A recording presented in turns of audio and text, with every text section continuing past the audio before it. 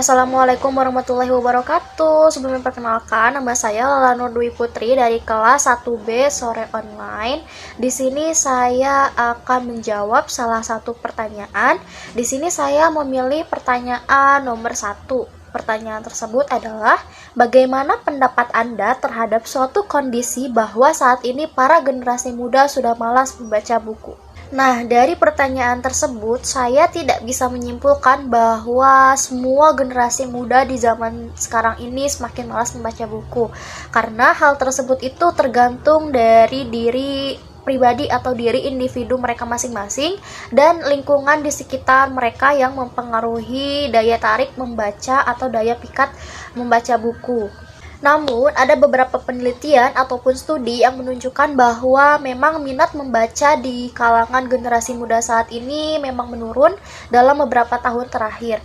Nah, ada beberapa faktor yang menyebabkan minat baca para generasi muda ini menurun. Salah satu faktornya adalah disebabkan oleh adanya perubahan gaya hidup ataupun minat pada generasi muda yang semakin kesini itu semakin banyak terfokus pada media sosial atau media digital.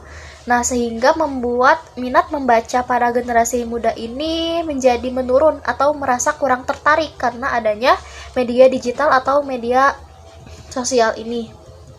Atau adapun faktor lainnya yang bisa menyebabkan kurangnya minat membaca pada generasi muda ini karena kurangnya akses terhadap buku atau kurangnya waktu yang dihabiskan untuk membaca di lingkungan sekitar mereka. Jadi lingkungan sekitar mereka itu sangat berpengaruh terhadap minat membaca para generasi muda saat ini. Jika mereka memiliki suatu komunitas, misalkan dalam suatu komunitas itu mereka rajin membaca, maka minat membaca mereka pun akan menjadi tinggi, berbeda dengan kondisi lingkungan yang lainnya.